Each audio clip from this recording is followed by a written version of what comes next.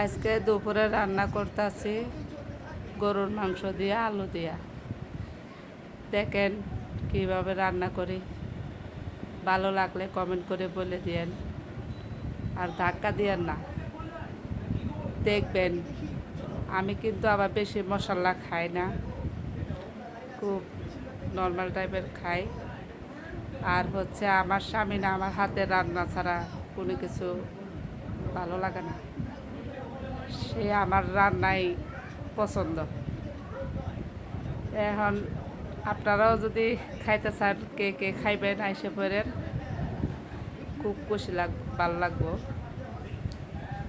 এখন গরুর মাংস রান্না করলাম, আপনারা দেখেন, কমেন্ট করবেন, শেয়ার করবেন। আপনারা ধাক্কা দিলে কিন্তু আমিও ধাক্কা দিতে জানি, দিয়েন ধাক্কা,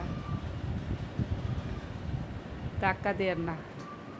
আমি এত কষ্ট করে ভিডিও বানাই আপনাদের জন্য, বিনোদন দেওয়ার জন্য। আপনারা দেখবেন,